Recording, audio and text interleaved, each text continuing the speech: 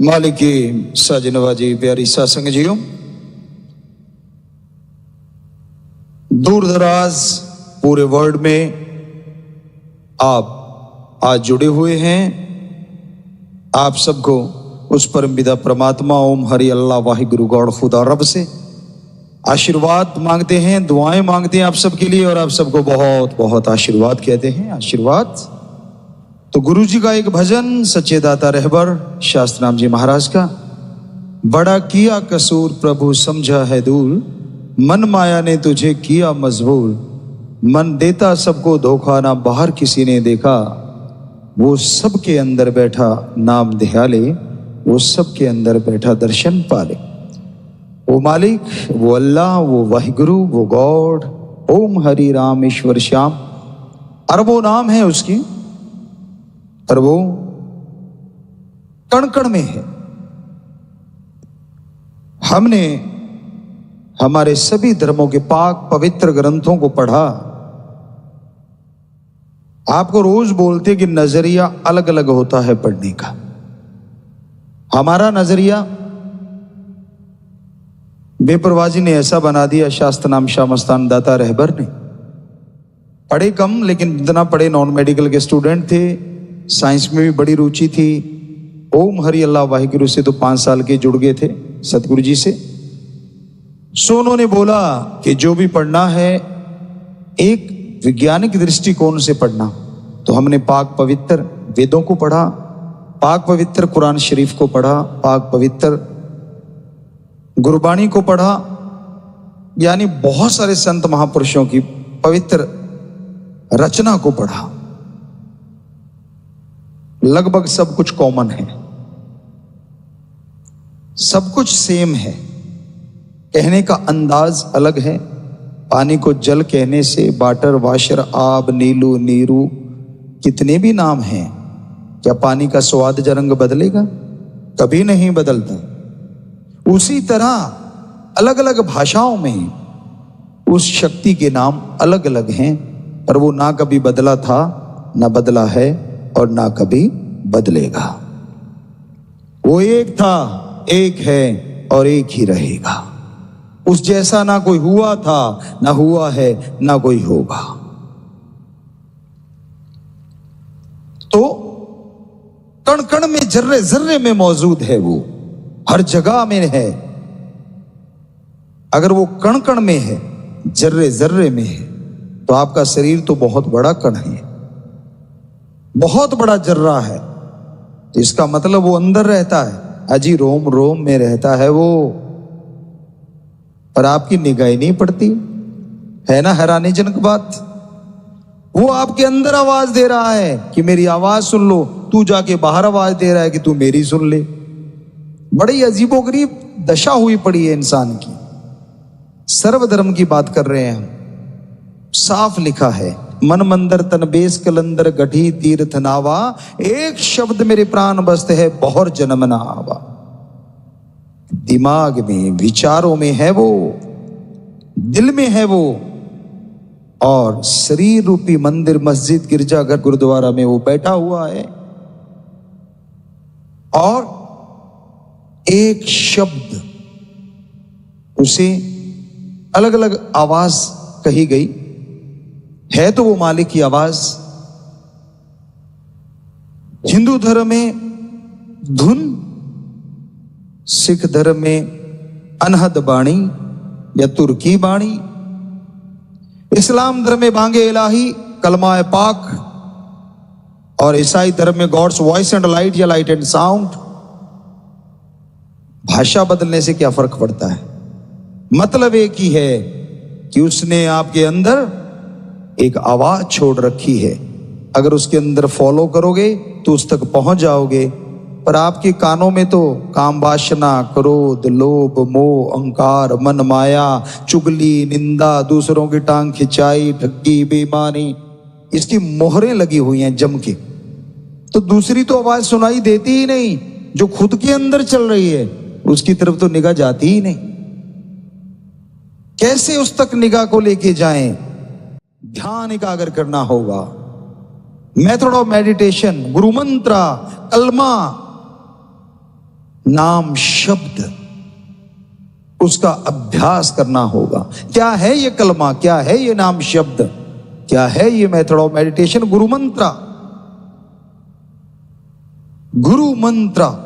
क्योंकि पुरातन शब्द यही मिला हमें, कम से कम 12,000 साल पुरानी पाक पवित्र वेद, उनमें हमने पढ़ा, और उससे भी वो पुरातन है।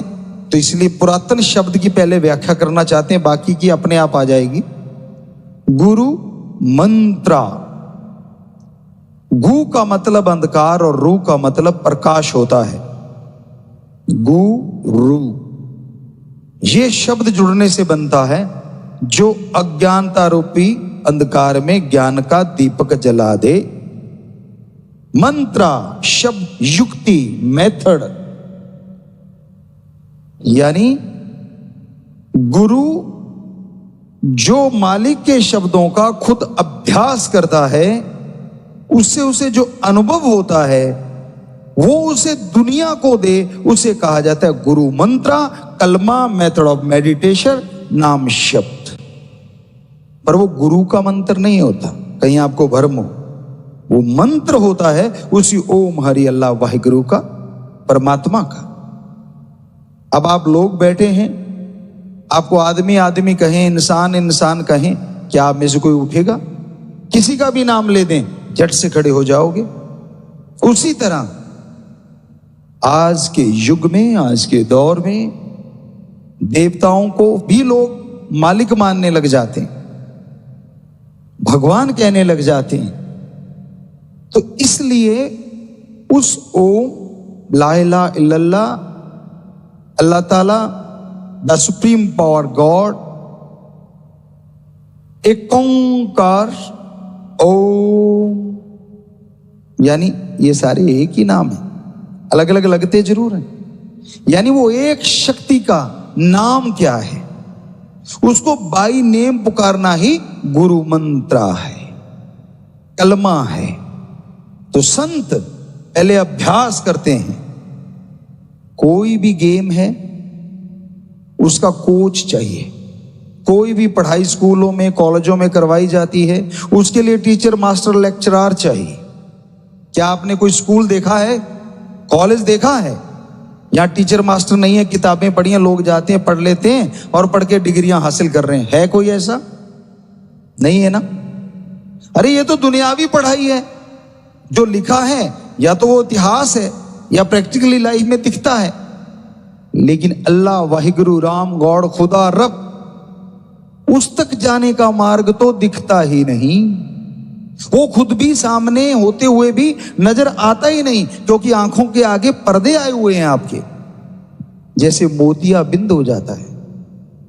एक झिल्ली सी होती है सफेद रंग की, वो जो आंखों का बिल्कुल सेंटर है, जिसे स्टार बोलो, तारा बोलो, कुछ भी कहो, उसके आगे आ जाती है तो दिखना धुंधला हो जाता है। वो जितनी मोटी होती जाती है परत, दिखना उतना ही कम हो जाता है। तो जरा सा कट लगाते हैं और उसको निकाल के बाहर कर देते हैं, मोतिये का ऑपरेशन हो गया।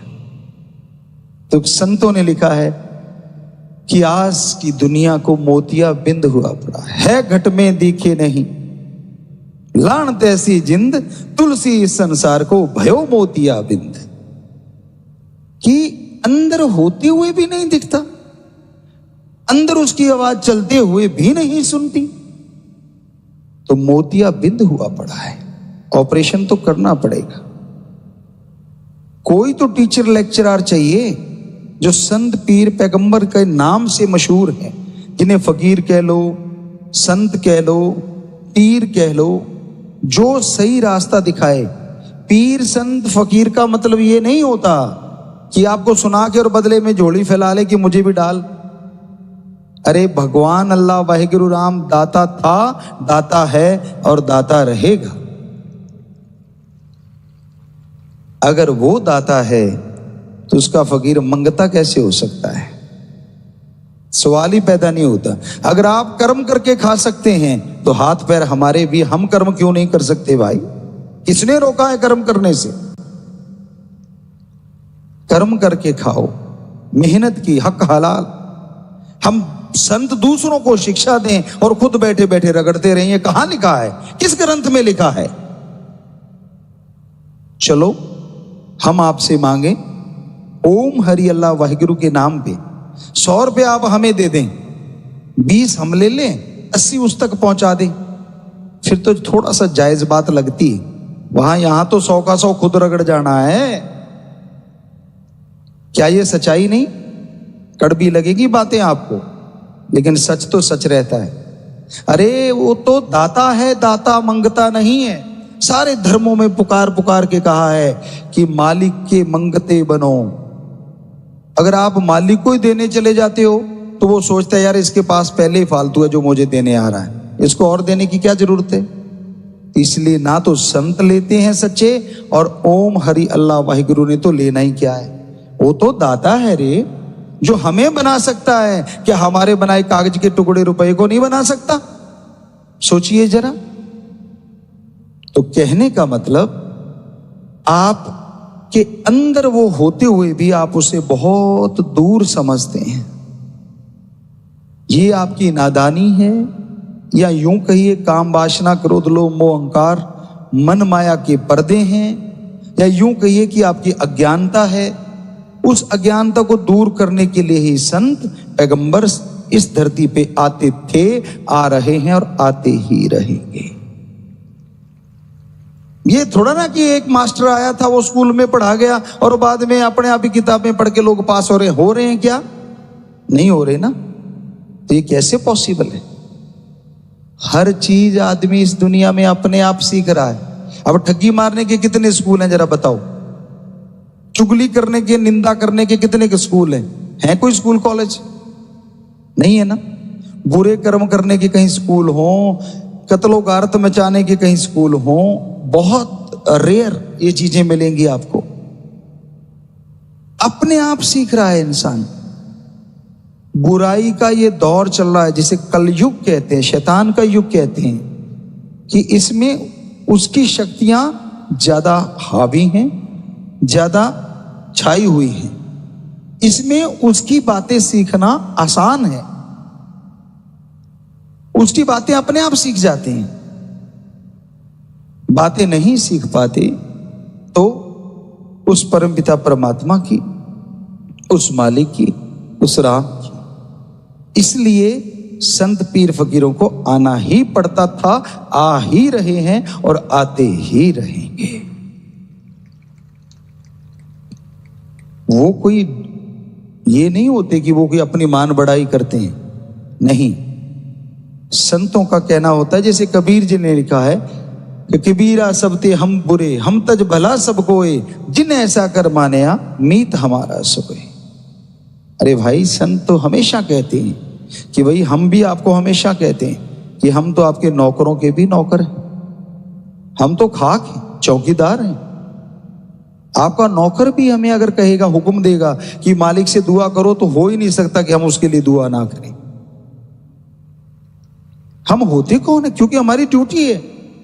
आपका छोटा सा परिवार होता है, आप उसको पालने पोसने में कितना समय लगाते हैं? आप उस घर के मुखिया हैं, घर के हेड हैं, आपकी जिम्मेवारी है ना, जिम्मेवारी है ना, फर्ज।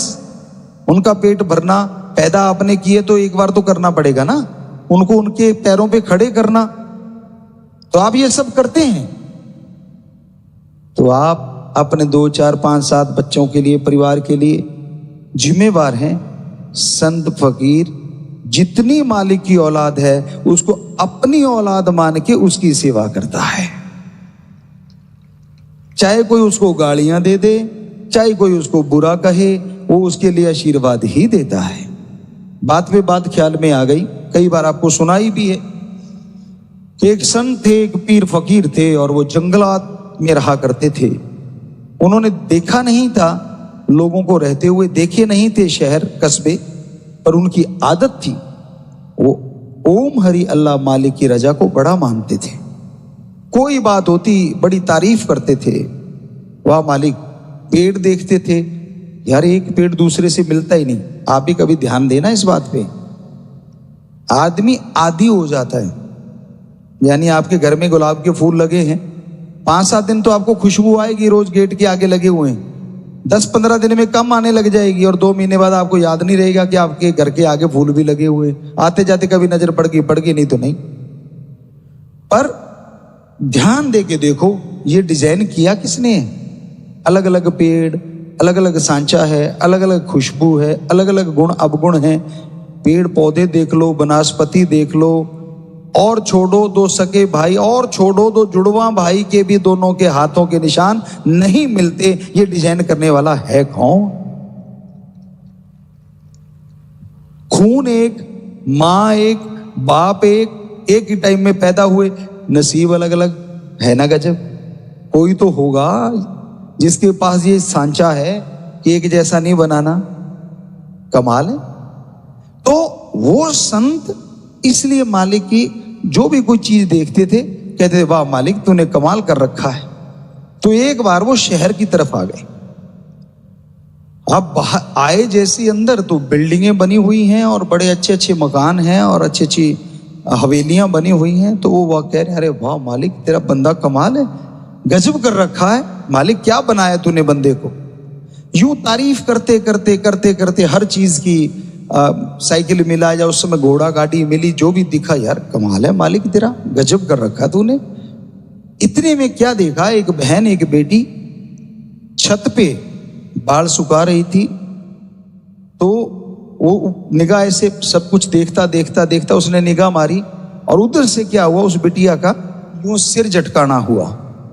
अब बाल केस पीछे चले गए और चेहरा सामने आया। कहने लगा वाह मालिक, सुना करते थे हूरें जो हैं, परियां जो हैं वो स्वर्ग में रहती हैं, पर तूने तो यहां भी उतार रखी हैं। वाह मालिक कमाल कर रखा है तूने। अब उस बिटिया ने, उस औरत ने शोर मचा दिया, ये संत सुदाई हो गया, मेरे पे गलत निगाह डाल रहा है, मुझे गलत बोल रहा है। लोग इकट्ठे हो गए तो लोगों ने उसको घेर लिया। कहने लगे भाई तू क्यों गलत बोला। कहने लगा सुनो भाई, मैंने कुछ गलत नहीं बोला, मैं तो अपने मालिक की उपमा कर रहा हूं कि वाह मालिक तेरा कमाल है। तूने जो परियां सुना करते थे, हूरें सुना करते, तूने तो धरती पे उतार रखी हैं, गजब है तेरा। लोग शांत हुए कि वाकई गलत तो कुछ बोला नहीं है। इतने में एक आदमी आता है और दाड़ दाड़ दो तीन उसके थप्पड़ मार देता है। संत कहते वाह मालिक ये भी तेरा कमाल है। पर फिर कहने लगे रे भाई तू है कौन, ये सारे तो खड़े हैं, मेरी बात सुनी, तूने तो बात ही नहीं सुनी, आगे सीधे धरती है। कहने लगा मैं उस औरत का मालिक हूं। तो अच्छा अच्छा अच्छा अच्छा, वाह मालिक देख लो ये उसका मालिक है। इतना कह के संत चुप हो गए। अब वो आदमी वापिस हुआ, बाहर सीढ़ी लगी हुई थी, चढ़ा अपनी घरवाली के पास जाने के लिए। अब दूसरी मंजिल थी या जो भी था, लास्ट सीढ़ी पे चढ़ा, पैर फिसल गया और घूमता हुआ नीचे आया, आते गर्दन टूट गई। औरत ने शोर मचा दिया, संत जादूगर है, मेरे पति को मार दिया। नीचे आ गई भाग के, पति को उठाया, गालियां देने लगी। लोगों ने रोका, कहते खबरदार, हम पास खड़े, संत ने कुछ नहीं किया, ये तो बेचारा जाने को तैयार था। तो कहने लगी क्यों आपने कुछ नहीं किया। कहता है हे बेटी, हे बीबा सुनो मेरी बात। कहते हाँ, ये कौन था जो गुजर गया। कहती मेरा मालिक। तो इसने मेरे आगे थप्पड़ जड़ दिए। कहते हाँ। कहता है फिर मेरा भी कोई मालिक था, उसने कर दिया। ये तो मालिकों मालिकों का झगड़ा है, मैंने तो कुछ कहा ही नहीं। तो भाई अगर सच में आप उसको पालें, सच में अंदर से महसूस कर लें, अरे ये दुनिया को बनाने वाला है, क्या तेरे घर में कमी छोड़ देगा। बताइए तो सही, क्या तुझे कुछ करने की जरूरत पड़ेगी। इसलिए तो हम कहते हैं कि जो भक्त हो आप सारे, चुगली निंदा ना किया करो, किसी का बुरा ना किया करो, किसी को बुरा मत बोला करो, उस पे छोड़ा करो कि मालिक तू जान, तेरा काम जाने, हम तो तेरी प्रजा हैं, हम तो तेरी रियाए हैं। बस इतना मांग लिया करो कि सबको सद्बुद्धि बख्श, सबको नेक अकल बख्श। फिर वो जाने उसकी मर्जी, क्या करता है क्या ना करे, वो तो उसकी रजा है, उसको तो कौन रोके। तो इसलिए भाई एक तो ये कसूर है आपका कि आप अपने अंदर वाले को बाहर ढूंढ रहे हैं, तो उसको अंदर महसूस कीजिए, यकीन मानिए वो मिलेगा। और दूसरा कि आप जो लंपट हुए पड़े हैं दुनियावी चीजों में, अगर उसको अपना बना लोगे, अरे ये चीजें तो आपके आगे पीछे घूमेंगी, बात ही कुछ नहीं। बनाने वाला आपका हो गया, अगर राजा आपका हो गया तो उसका साजो सामान क्या पीछे रह जाएगा? विचार तो कीजिए। और फिर एक है मन, नफस शैतान, नेगेटिव पावर। मन दिमाग में जो गंदे, गलत, नेगेटिव, बुरे विचार देता है उसे हमारे हिंदू और सिख धर्म में कहते मन की आवाज, इस्लाम धर्म में कहते नफस शैतान। और इंग्लिश फकीरों में थोड़ा हमें अजीब लगा, ग्रंथों में माइंड लिखा हुआ है, जो कि सही हमें नहीं लगा कि वो चीज सही है, लेकिन क्या कर सकते हैं, पर ये दिखने में ये आया। तो माइंड नहीं है, मन एक अलग पावर है, एक अलग ताकत है जो दिमाग को अच्छे, नेक, भले विचार, परमात्मा, अल्लाह, वाहिगुरु, राम, गॉड के विचार देता है। उसे हमारे हिंदू और सिख धर्म में कहते हैं आत्मा की आवाज, और ईसाई धर्म में कहते हैं रूह की आवाज, जमीर की आवाज। और उसे इंग्लिश फकीर कहते हैं वॉइस ऑफ सोल या सोल्स वॉइस, कुछ भी कह लीजिए, कैसे भी बोल लीजिए, आत्मा की आवाज, रूह की आवाज। तो दिमाग में दो आवाजें आ रही हैं, पर आज के दौर में एक आवाज यूं हुई पड़ी है और एक बुलंदियों पे है। मन, नफस, शैतान की आवाज सुनते जा रहे हैं आप, और जो आत्मा की आवाज आ रही है उसकी आवाज को आप दबाते जा रहे हैं। यकीन मानिए, आदमी अगर मालिक से जुड़ जाए और फिर वो बुरा कर्म करने लगे, हम लिख के गारंटी दे सकते हैं कि उसके अंदर से जरूर आवाज आएगी, मत कर, ये गुनाह है, मत कर, ये पाप है। फिर भी अगर आप कर जाओ तो मालिक क्या करे? वो आवाज आत्मा की होती है, वो आवाज रूह की होती है। तो मन के पीछे मत चलो। मन देता सबको धोखा, ना बाहर किसी ने देखा कि मन ही है जो ललचाता रहता, वहां जा, यहां नहीं मिला तो वहां जा, वहां नहीं मिला तो वहां जा। अरे सारे धर्म सही हैं, सारे संत पीर पैगंबर सही हैं, सारे पाक पवित्र ग्रंथों का एक एक शब्द सही है, फिर भी तुझे खुशियां नहीं मिल रही तो तेरे में कमी है। ढूंढता है तू परमात्मा में, यहां वाला सही नहीं वहां वाला सही होगा, वहां वाला सही नहीं वहां वाला सही होगा। अरे अपने दिमाग को सही कर, अपने विचारों को शुद्ध कर। मन चंगा कठौती में गंगा। अगर विचार शुद्ध हैं, विचार पवित्र हैं, घर में बैठा भी वो मिल जाएगा, हम गारंटी देते हैं। और अगर मन में पवित्रता नहीं है, विचारों में पवित्रता नहीं है, सारी दुनिया घूम लो, वो नहीं मिलेगा, नहीं मिलेगा, नहीं मिलेगा। विचारों से, विचारों का शुद्धिकरण करना है। वो सबके अंदर बैठा नाम ध्यान ले, उसके नाम, कलमा, मेथड ऑफ मेडिटेशन, गुरु मंत्र का जाप कर, तो तेरे अंदर से वो महसूस होगा, तेरे अंदर से वो जरूर दिखेगा और तेरे अंदर जरूर ख्याल देगा वो। तो भाई, मालिक की चर्चा जितनी करते जाएं उतनी कम है। कहीं भी मंदिर, मस्जिद, गिरजाघर, गुरुद्वारा मिलता है, हम पिछली बार भी बोल रहे थे, सजदा करो, नमन करो। हम तो ये कहते हैं कोई इंसान भी मिलता है, अंदर से नमन तो कर ही लिया करो। बाहर से, मुंह से अगर राम राम सलाम नहीं बोल सकते, कम से कम अंदर से। क्यों? क्योंकि उसके अंदर भी तेरा अल्लाह वाहिगुरु राम बैठा है। और जो मंदिर, मस्जिद, गिरजाघर, गुरुद्वारा, उनमें उन संत पीर पैगंबरों की पाक पवित्र गुरबाणी वचन लिखे हुए पड़े होते हैं, जिनका कोई मोल ही नहीं है, जो अनमोल है। तो वहां सजदा नमस्कार करने से आपका कुछ कम नहीं होगा। यकीन मानिए, हो सकता है मालिक आपकी और खुशियां बख्श दे और रहमत कर दे। पर दिल से करो, बाहरी दिखावा चाहे मत करो, दिल से कर लो। तौबा करनी है बुराइयों से तो दिल से करो। दिखावे कर लिए, सांग धार लिया, ये वो, उसको दिखावा पसंद नहीं है, उसको शुद्धिकरण पसंद है। विचारों में शुद्धिकरण लाओ, ख्यालों में शुद्धिकरण लाओ। दिखावे में कुछ नहीं पड़ा। दिखावे में लोगों में जिद बढ़ जाती है, अरे यार ये तो वो है। ये तो मानी बात, दुनिया को बेवकूफ बनाया जा सकता है, पर उसको कैसे बनाएगा जो तेरे जैसे अरबों को दिमाग देने वाला है। इस दिमाग से उसको मूर्ख बनाना चला है, हो ही नहीं सकता। ये तेरा भ्रम है। तो इसलिए भाई, कहीं भी रहो, चलते, बैठ के, लेट के, काम धंधा करते, हाथों पैरों से काम धंधा करती है, कर्म जोगी, मेहनत की कमाई हक हलाल कर्म करते रहो और जीबा ख्यालों से मालिक का अल्लाह वाहिगुरु राम का नाम लेते रहो। यकीन मानो घर में भी बरकतें आएंगी और इस घर में भी बरकतें आएंगी।